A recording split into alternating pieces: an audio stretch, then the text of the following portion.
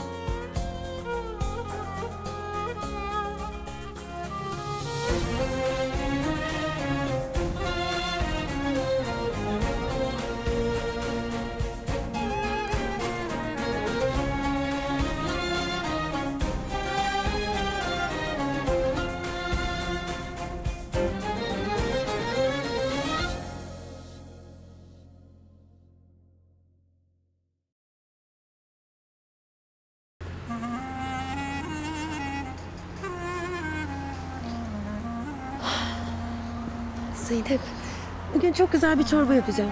Abim ne sevdiğinden. İşini bitirip gelirse o da içer ha. Ne iş var ya bu? Ablacığım, sen geç içeri, ben geliyorum, oldu mu?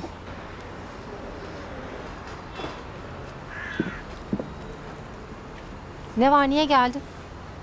Sana 10 numara bir haber vermeye geldim Zeynep. Ne haberiymiş o? İstediğin gibi gittim, ifademi değiştirdim. Polisler gelip anında götürdüler Necdet. Sayemde artık içeride. Nasıl ya? Gerçekten mi? Bizde yamuk olmaz Zeynep. Aynen dediğim gibi yaptım. Gidip her şeyi tek tek anlattım. Selim'in bir suçu olmadığını, her şeyi Necdet'in planladığını, ifademi baskı altında verdiğimi, aynen istediğin gibi. İnanamıyorum ya. İnanamıyorum, o zaman Selim kurtulacak. Kurtulacak ama hemen değil. Bu işler zaman alıyor. Duruşmalar olacak, Necdet'in ifadesi falan. Bak Zeynep, ben ilk adımı attım, Selim çıkacak. Ama şimdi sıra sende. Duruşma zamanı yaklaşıyor. Şimdi gidip ondan boşanacaksın, anlaşmamız tamamlanacak.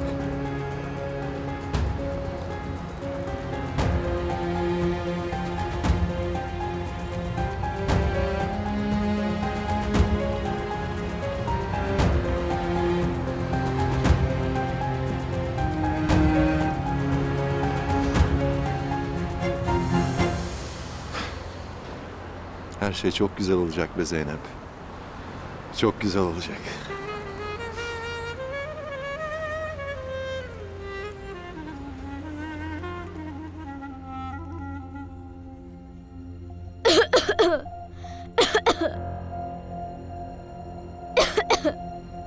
Ne oluyor ya? Bu koku da ne?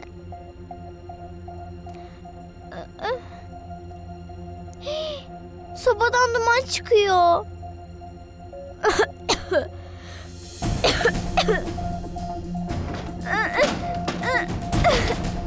Of, açılmıyor.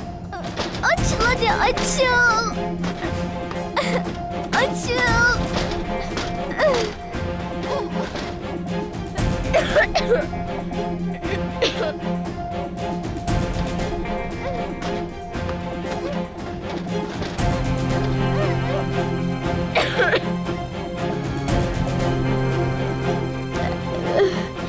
Elim.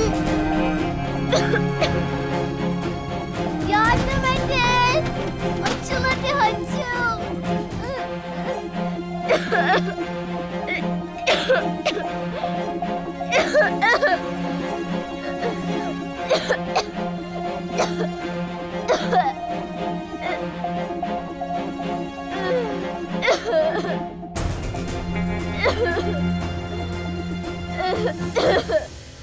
Bak Veysel, herhangi bir durum olduğunda beni tanımıyorsun, anlaşıldı mı?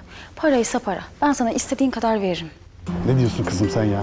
Ne parasından bahsediyorsun? Bak ben ne yaptımsa kızım için yaptım, tamam mı? Gerekiyorsa onun için hapse bile girerim. Tamam. Ya beni karıştırma da sen ne yapıyorsan yap. Koyun can derdinde, kasap et derdinde. Ya seni niye karıştırayım ki? Ne diyorsun sen şimdi ya? Niye tutuştun sen şimdi durduk yerde? Eğer Necdet seni daha önceden tanıdığımı anlarsa benim de başım yanar da o yüzden. Unutma. Biz seninle bu evde tanıştık. Tamam ya, tamam de. Öf!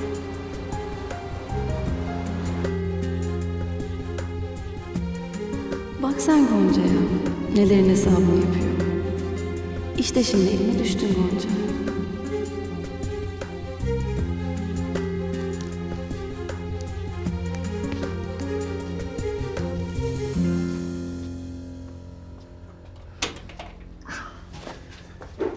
Telefonu unutursan olacağı bu. Duman ne ya? Ayşegül! Ayşegül! Ayşegül! Bu kapı niye kilitli ya? Ayşegül! Duyuyor musun beni? Ayşegül!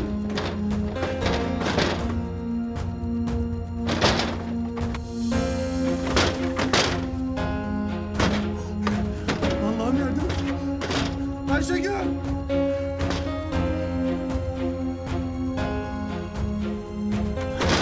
Ayşegül! Duyuyor musun beni?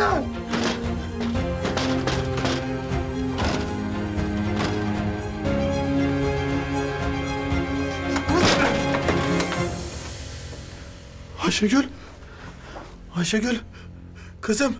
Ayşegül! Ne olur yardım et Allah'ım. Dayan kızım! Dayan!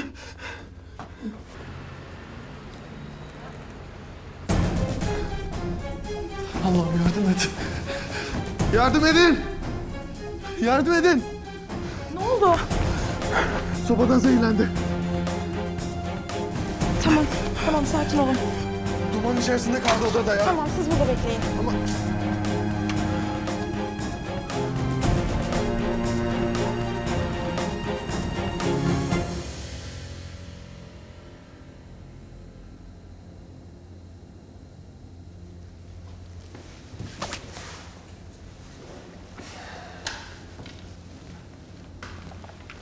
Sen mi geldin? Nasılsın baba? Ne oldu böyle? Bir şey olduğu yok. Nasıl bir şey oldu yok baba? Sen burada böyle... Avukatlarım konuyla ilgileniyor. Fazla uzun sürmeyecek, merak etme. Umarım öyle olur. Öyle olacak. Peki kim yaptı bunu? Bir fikrin var mı? Var şüphelendiğim birisi. Hesabı sorulmak üzere. Kim peki? Ben tanıyor muyum? Yakında öğrenirsin. Hem ne bu böyle sorgular gibi? Sanki bana bir faydan dokunacak. Belki dokunur. Sen kızını fazla hafife alıyorsun. Saçma sapan konuşma Arzu. Zaten sinirim tepemde, bir de seninle uğraşmayayım. Duyduklarımı bir bilsen. Ne duydun ki? Ne duymadın diye sor. Neyle ilgili? Gonca.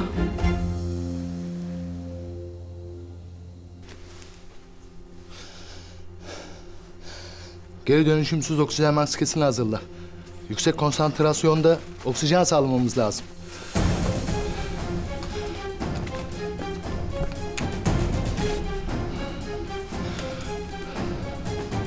Hocam oksijen maskesi.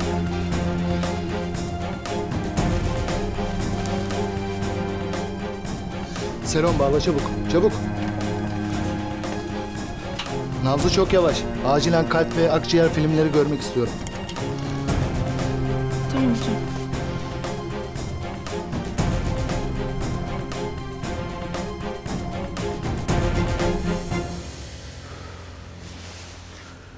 Ne oluyor acaba içeride ya? Allah'ım sen yardım et. Keşke yalnız bırakmasaydım.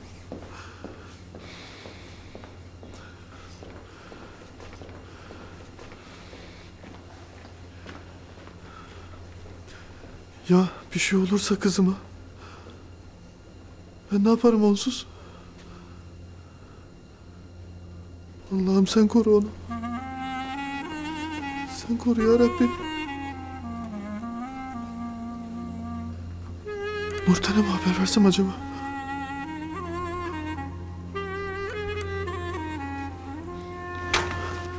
Durumu nasıl? Biraz. Allah'ım. Allah'ım. Hep benim yüzümden. Yalnız bırakmayacaktım ben onu. Hep benim yüzümden. Allah. Allah bir şey olmasın.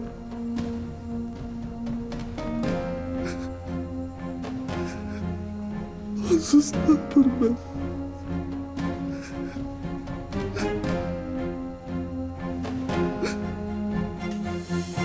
Ne söyleyeceksen söyle Arzu. Ne duydun? Nasıl söylesem bilemiyorum. Dün Gonca telefonla konuşurken duydum. Ve bütün şüphelerim doğru çıktı. Ne şüphesi, ne telefonu. Çıkar ağzındaki şu baklayı artık. Peki, dün Gonca telefonda senin eski şoförün Veysel'le konuşuyordu. Veysel'le mi? Evet, Veysel. Sen de ondan şüphelenmiyor muydun? Senin zırvalıklarını dinleyecek değilim. Baba, senin arkandan birlikte iş çeviriyorlar.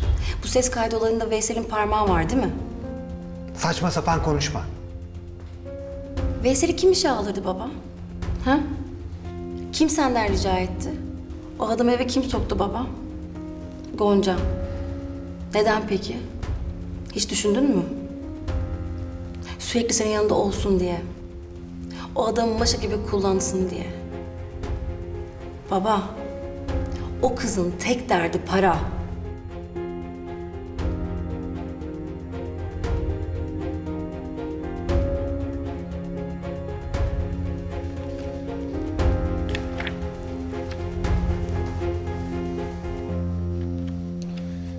Afiyet olsun. Sağ ol. Beyler şirketten. Avukatımız Sait Bey. Bu bey de muhasebe müdürümüz. İmzalanacak bazı evraklar varmış. Necdet yok, nasıl yapacağız? İmza yetkiniz var. Siz imzalayabilirsiniz. Nasıl yani? Necdet Bey yokken karısı olarak bütün yetkiler sana geçiyor. Yani anlayacağın işlerin sorumluluğu bir müddet senin üstünde olacak. Demek öyle. Tamam, bakalım lütfen.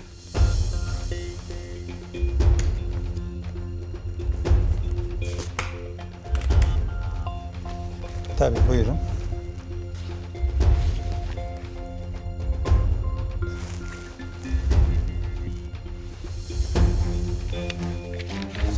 Bugün bunların muhakkak imzalanması gerekiyor. Tamam. Neresi imzalanacak göster. Şurası. Şurası. Bir de şurası. Tamam.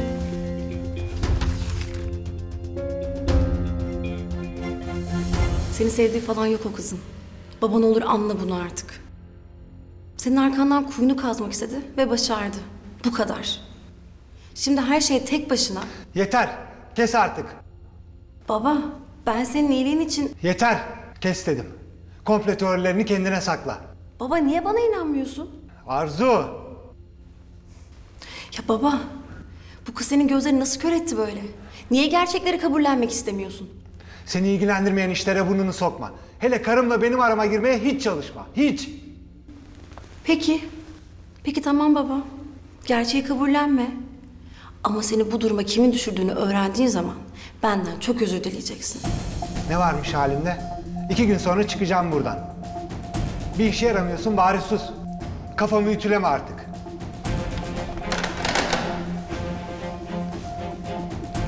Ben bana düşeni yaptım baba. Bu yaptıklarına çok pişman olacaksın.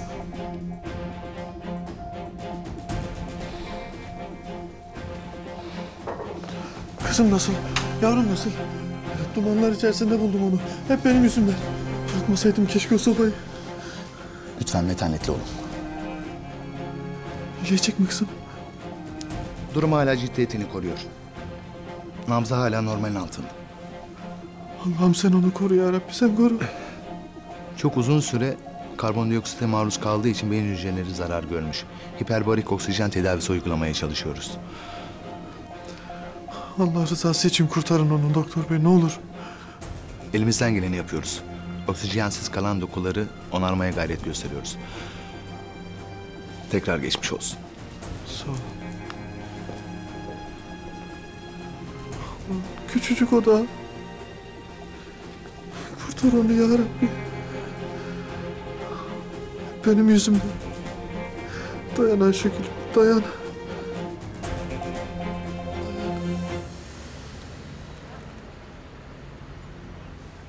Dur yavaş yavaş.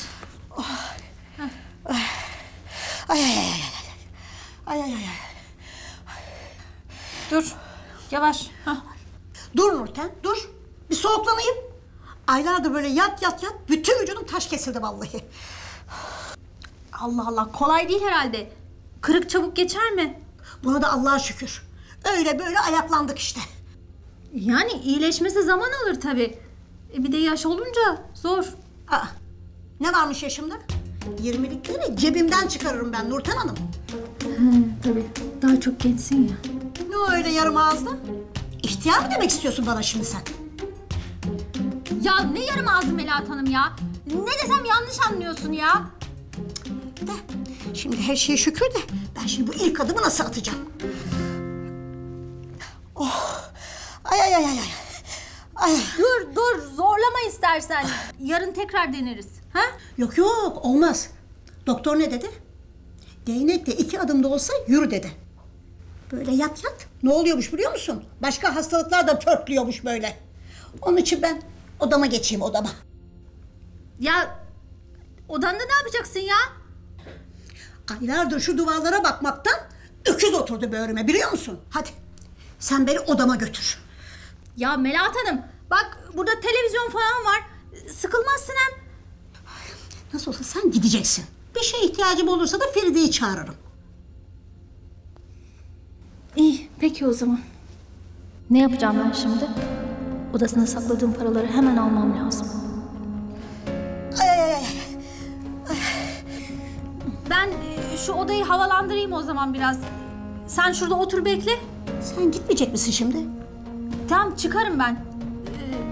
Ne zamandır kapalı kaldı orası. Hadi otur bakayım. İyi hadi peki. Ay.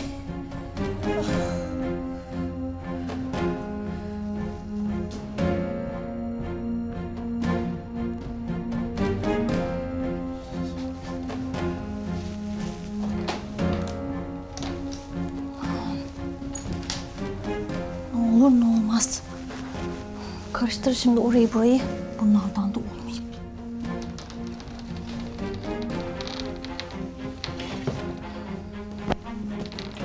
Yanında dursun.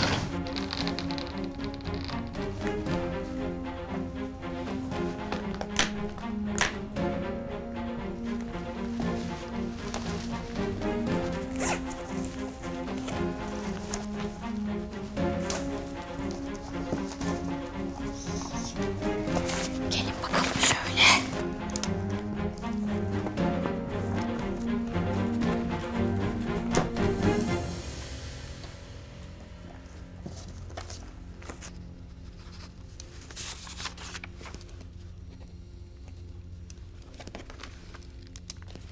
Başka bir şey? Yok efendim. Aklıma gelmişken hisse senetlerimizin son durumu nedir? Borsada değerlendiriliyor efendim.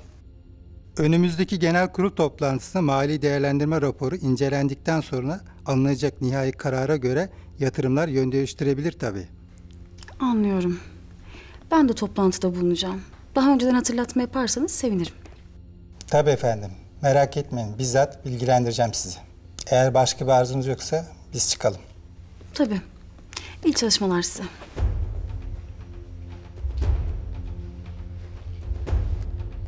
Hayırdır Gonca? Sana holdingde bir oda ayarlayalım mı? İster misin? Ne çabuk havaya girdin ya. Necdet'in yokluğunda birinin işlerle ilgilenmesi gerekiyor. Senin de söylediğin gibi. Eşi olarak bu sorumluluk bana ait. İyi de abartma istersen, değil mi? Ne abartması canım? Ben sadece üzerime düşeni yapıyorum.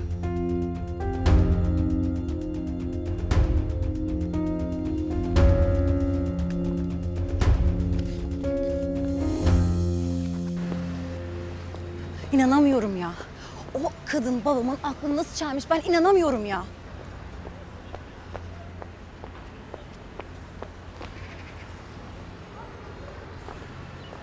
Hayırdır, nereye böyle? Senin ne işin var burada ha? Ben sana karşıma çıkma demedim mi? Bak git yoksa... Yoksa ne? Babanı mı çağırırsın? Ama o da gelemez ki şimdi. Hapisteyken kızına nasıl yardım etsin, öyle değil mi? Görüyor musun? Attığın her adımdan haberim var Arzu. Çiftlikten kovulduğunu bile biliyorum. Haberin olur tabii. Çiftlikten senin yüzünden kovuldum çünkü. Senin yüzünden Kenan bana kızımı göstermiyor. Yeter artık Arzu. Beni suçlamaktan vazgeç artık. Burada tek bir suçlu var, o da sensin. Hayatımı mahvettin sen benim ya. Bir de şimdi karşıma geçmiş bu zırvalıkları söylüyorsun. Asıl zırvalık inatla senin o çiftlikte kalmak istemendi. Ben sana kızımızı da alalım gidelim buradan dedim. Yeni bir hayat kuralım dedim ama dinlemedin. Seninle yeni bir hayat kuracağıma ölürüm daha iyi. Kenan, Tuğçe'nin gerçek babasının kim olduğunu öğrendiğinde o da aynı şeyi isteyecek, merak etme. Avukat çok umutlu konuştu Selim. Necdet'in itiraflarının olduğu ses kaydı yarınki duruşmada direkt senin lehine çalışacak. Anladım. Selim, ne dediğimi duydun değil mi? Hı hı. Niye sevinmiyorsun peki? Benim pek ümidim yok abi. Yani buradan çıkabileceğimi sanmıyorum ben. Belki de alıştım ben buraya. Selim, saçma sapan konuşma. Necdet'i içeri aldılar diyorum. Dava aleyhimize döndü. Her ihtimali düşünmek lazım abi. Niye böylesin sen? Nasılmışım? Karamsarsın oğlum. Sanki dünya yerle bir olmuş. Altında da bir tek sen kalmışsın gibi. Bilmiyorum. Belki de öyle hissettiğim içindir. Yapma ne olur. Zeynep'i mi düşünüyorsun? Ne alaka? Benim için o defter çoktan kapandı. Benim kimseyi düşündüğüm falan yok.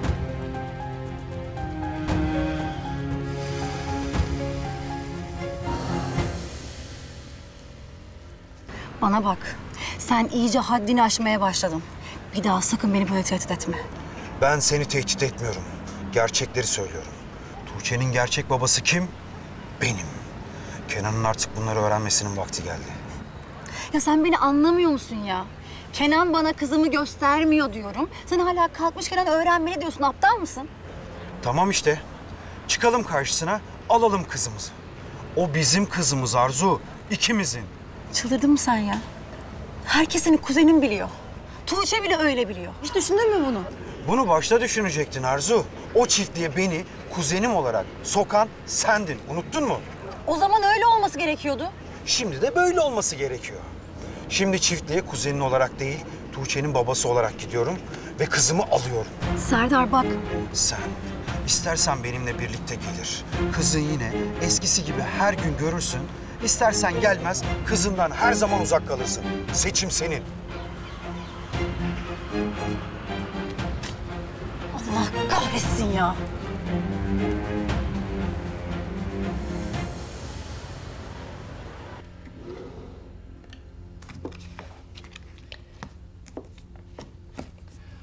Of ya of. Nerede bu fotoğraf?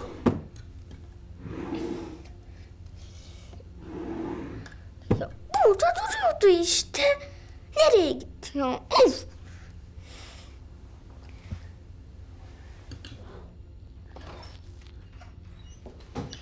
Tuğçe, kızım sen niye kalktın yatağından? Babaanne. Elif'le çekildiğimiz fotoğrafı bulamıyorum.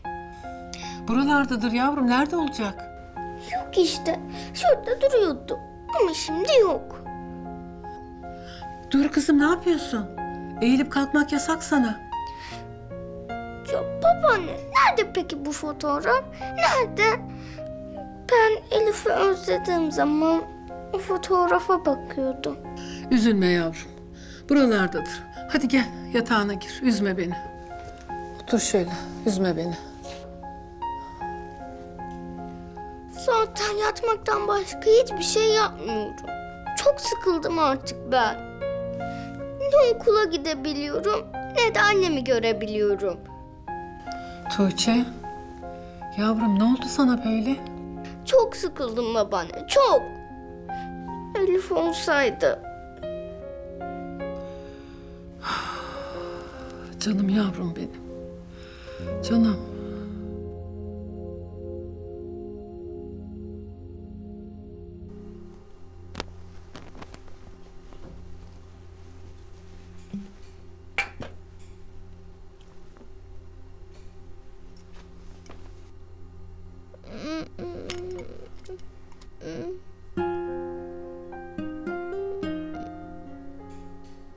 Beni duyuyor musun tatlı kız? Aferin sana.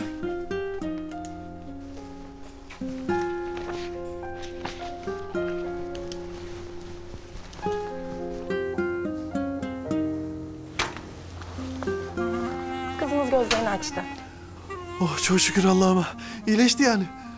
Bu iyi bir gelişme ama Ama açtı gözün dedin. sobadan çıkan gaz kızınızın akciğerlerine çok büyük zarar vermiş. Bu yüzden onu yoğun bakıma almamız gerekiyor. Bu arada yatış işlemleri hallolsun. Tamam. Öncesinde kızımı görebilir miyim? Tabii görebilirsiniz ama hastayı yormayın. Tamam, yormam ben onu.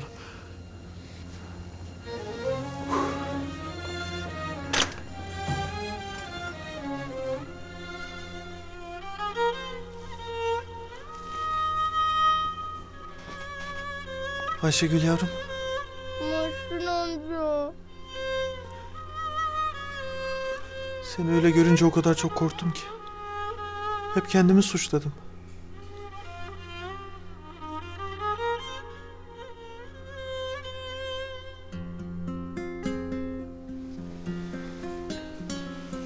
Ellerim buz gibi olmuş. Sokalım şunun içine.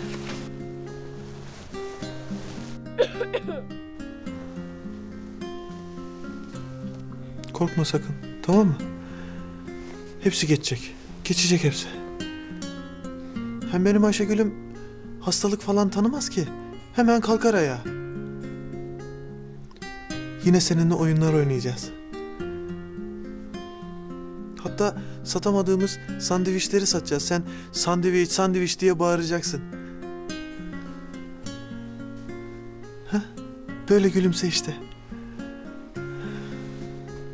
Ben şimdi aşağı inip yatış işlemlerini yapacağım, tamam mı? Hemen geleceğim.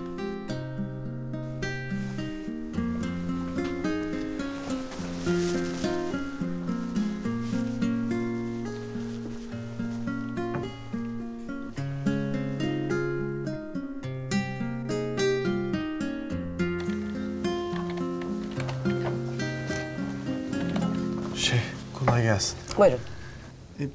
Benim bir hastam vardı da doktorlar yatış işlemi yapın dediler ama... Tamam, siz de acile geldiniz öyle değil mi? Evet. Bizim ücret ne kadar tutar? Hastanızın ne kadar yatacağı belli mi? Doktorunuz size bu konuda herhangi bir bilgi verdi mi? Yok, tam bilmiyorum. Sağlık sigortanız var mı? Maalesef. Acil işlemlerde dahil olmak üzere 1200 lira gibi gözüküyor. 1200 mü? Sigortanız olsaydı belli bir kısmı karşılanırdı tabii ama...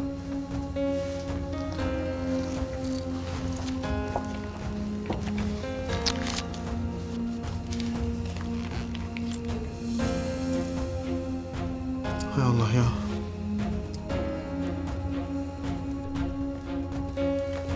Oh, kapılar niye açık? Ay ne olmuş burada be? Ay.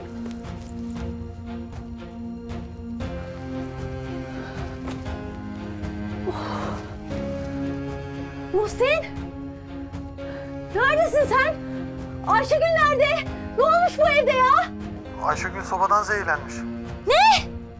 Sorma Nurten. Eve geldiğimde göz gözü görmüyordu ya. Neredesiniz şimdi siz? Hastaneye geldik şimdi. Acilden giriş yaptık. Birazdan yoğun bakıma alacaklar. Ölüyordu çocuk Nurten ya. Ölüyordu ya. Ay ne diyorsun sen be? Nurten. Ne var? Yatış işlemleri için para lazım. Yani az buz bir şey de değil tabii. Ne kadar lazım? 1200 lira. Ne diyorsun sen ya? Ya Nurten, şimdi tartışmanın sırası değil. Sende vardır o para. Hadi parayı getir. Hangi hastane? Tamam, tamam.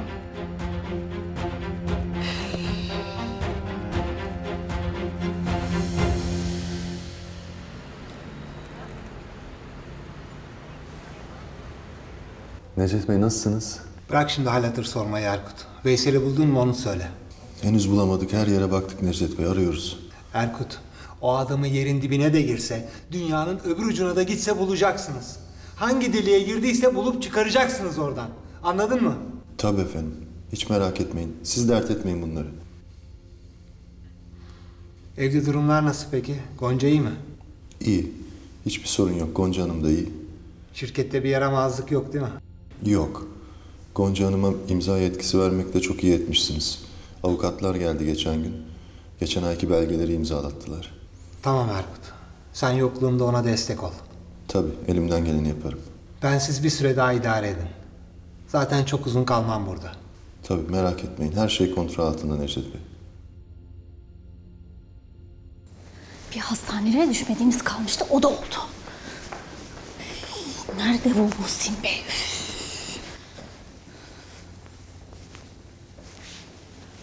Nurten nerede kaldın Allah aşkına? Geldim işte. İyi, nerede kız? Yoğun bakıma aldılar. Bunlar da utanmasalar her önüne geleni kolundan tutup yoğun bakıma alacaklar ha. Yapma Nurten Allah aşkına ya. Ne? Para tuzağı bunların hepsi be. Para tuzağı.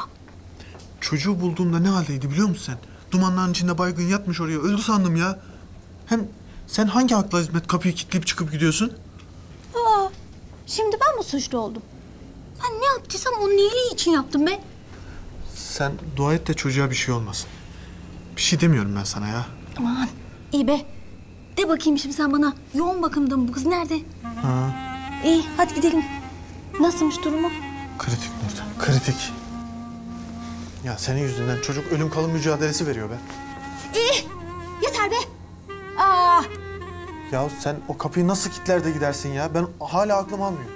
ben kapıyı kilitlediysem sen de sobaya odun attın. Senin yüzünden tüttü o zaman. Ya Ayşegül'e bir şey olursa biz onun vebaliyle nasıl yaşayacağız? Aman bir şey olmaz, bir şey olmaz.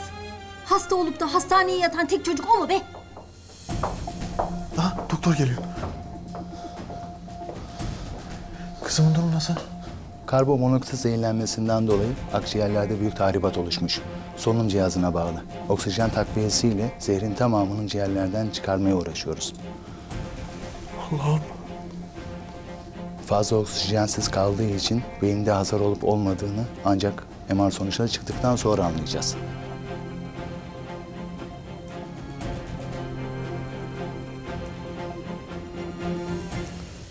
Seher, Serdar geldi mi çiftliğe? Serdar mı? O kim ki? Ben öyle birini tanımıyorum. Ay tamam haklısın. Çiftliğe yabancı biri geldi mi? Hayır, gelmedi. Bak şimdi. 35 yaşlarında kumral, uzun saçlı, uzun boylu bir adam çiftliğe gelirse hemen bana haber veriyorsun, tamam mı? Anladım Arzu Hanım. Orta boylu, uzun saçlı bir adam. Bak çok önemli. Kulağın kapıda olsun. Eğer öyle bir çiftliğe gelirse hemen bana haber vereceksin. Tamam. Kapatıyorum ben, sonra konuşuruz. Ne o? Yine Serdar'la başın dertte anlaşılan. Seni hiç mi hiç ilgilendirmez?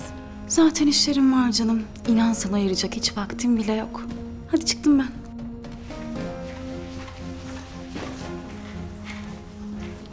Benimle uğraşacak vakti yokmuş. Sen o gördüğün rüyadan en acı şekilde uyanacaksın Gonca. O zaman göreceğim ben seni.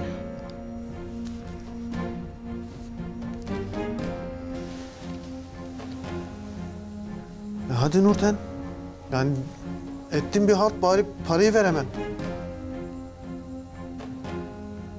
Bu kızı başımıza sen musallat ettin. Ceremesini ben çekiyorum. Nurten, canım burnumda zaten. Uğraştırma beni. Hadi ver.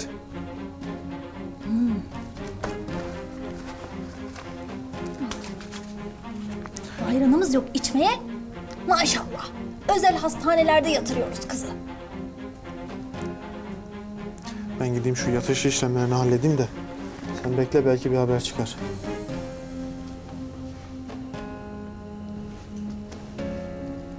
Ah Nurten. Bu kıza bir şey olursa başın büyük belada demektir.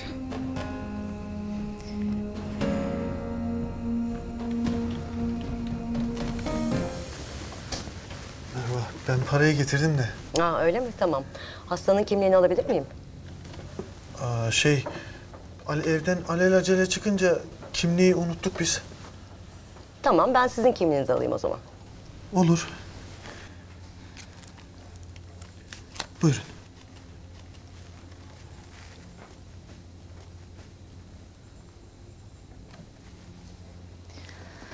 Of Nurten, of. Düşün bakalım. Bu işin içinden bir şekilde sıyrılman lazım.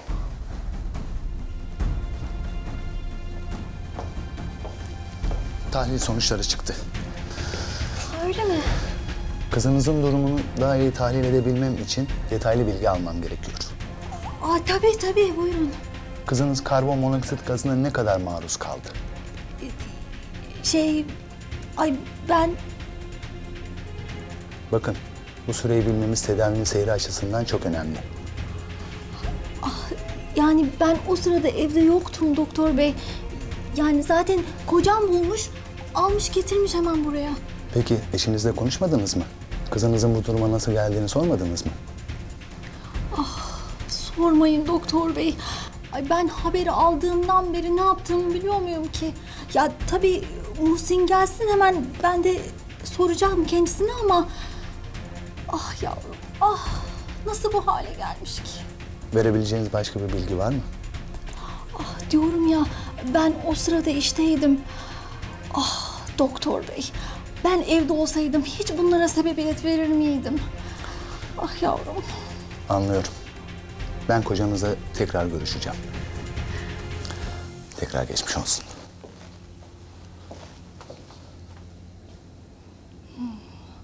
Doktor bu kadar soru sorduysa polis kim bilir ne yapar? İyi. Başımız büyük belada vallahi.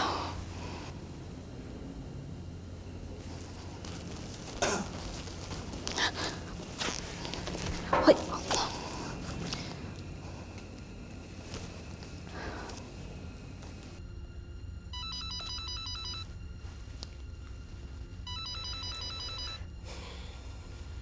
Efendim abla? Seher. Bittik kızım biz. Mahvolduk. Abla ne oldu? Kazamız mübarek olsun. Kaç kızım. Kaç kurtar kendini. Ben yandım. Sen yanma. Ya abla bir sakin ol, ne oluyor? Ay Seher. Var ya bizim bu velet soba dumanından zehirlenmiş. Ne? Nasıl? Ah sorma. Muhsin bulmuş. Kapmış hemen hastaneye getirmiş. Kız şimdi yoğun bakımda. Ah doktorlar da hiç iyi konuşmuyor hakkında ya. Nasıl iyi konuşmuyor? Abla sen ne söylediğinin farkında mısın? Kız doktor geldi. Yok efendim bu kıza ne olmuş? Yok bilmem ne. Bir sürü soru sordu kız. Abla eğer bu kıza bir şey olursa hem çocuk kaçırmaktan hem ölüme sebebiyet vermekten kaç yıl yarısı, senin haberin var mı? Deme kız öyle, deme. Bana bak, bugüne kadar hep ben seni dinledim. Şimdi sen beni dinleyeceksin. O çocuk yaşıyorken gidip babasına teslim edeceğiz. Duydun mu beni? Yahu verelim vermesine de bu halde babası demeyecek mi bu kızın niye bu hale geldi, nasıl oldu diye? Ne cevap vereceğiz o zaman? Dur bir dur.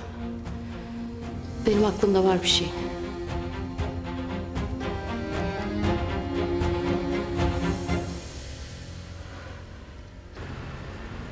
İstanbul'daki bütün hastanelerin hasta kayıt bilgilerini de sorguladık. Elif Emiroğlu isminde rastlamadık maalesef. Son konuşmamızda emniyetten de sorgulanacağını söylemişti Niyazi Bey. Orada da bir sonuç yok mu? Yaptığımız araştırmalar neticesinde şimdiye kadar kızınızın eşkaline benzerlik gösteren kimseye rastlamadık Kenan Bey. Adının karıştığı herhangi bir adli vaka, bir olay. Maalesef. Çocuk esirgeme yuvaları, diğer yetimhaneler, bunlar iyice araştırıldı mı? Hepsine bakıldı mı?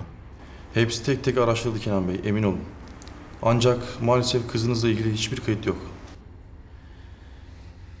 Kenan Bey, ne olur yanlış anlamayın. Sizinle açık konuşmak istiyorum. 2 haftaya yakındır kızınızı arıyoruz. Yani bakmadığımız yer kalmadı. Bakılacak her yere baktık. Sorulacak her yere sorduk. Adım atmadığımız yer kalmadı. Yani moralinizi bozmak için söylemiyorum bunları ama bu saatten sonra kızınızı bulmak inanın çok zor. Ne demek çok zor? Ne demek çok zor ya? Ben size kızımı bulmanız için para ödüyorum.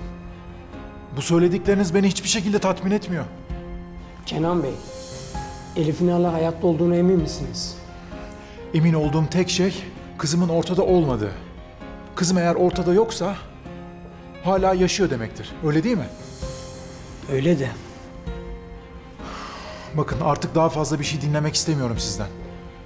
Tek istediğim kızımı bulmanız. İstanbul dışındaki aramalarınızı güçlendirin. Gerekirse çalışmalarınızı tüm Türkiye'ye yayın. Ama yeter ki kızımı bulun.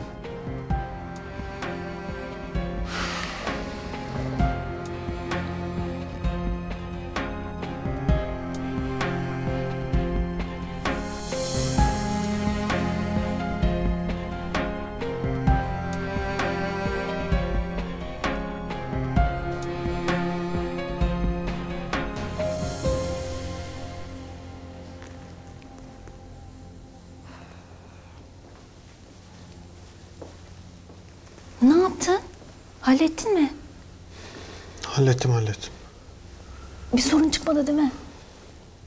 Yok, çıkmadı da Ne? sadece... Ne sadece ya? Ya konuşsana be adam. Zaten canım burnumda. Kayıt esnasında kızın kimliğini sordular. Ben de kendi kimliğimi verdim işte. Bittik biz. Bittik. Ya Muhsin sen ne yaptın ya? Ya ne yapsaydım? Çocuğu sokaktan mı aldım geldim deseydim? Ah Muhsin, ben sana dedim değil mi? Bu kızı sen bizim başımıza musallat ettin. Bu kız bizim başımıza çok iş açacak dedim değil mi? Ya polis gelirse? Ne yapacağız şimdi o zaman? Yeter ya. Ne yaparsak yaparız Nurten. Ayşegül iyileşsin de. Muhsin, sen adam olmazsın. Vallahi benden buraya kadar. Ben gidiyorum. Ne halin varsa gör.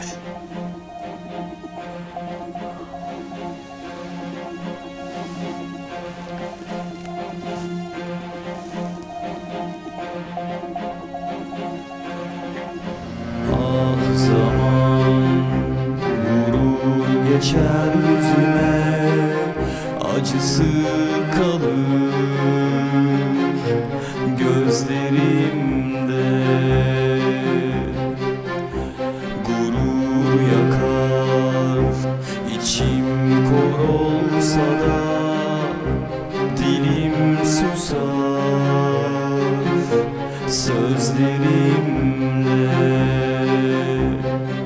Dağıtır ayırır bizi kader, uzak bana yasaklı yüzün. Çoğalıp büyüyor içimde keder, ellerimde bir çare hüzün. Tükenip bitiyor dilimde son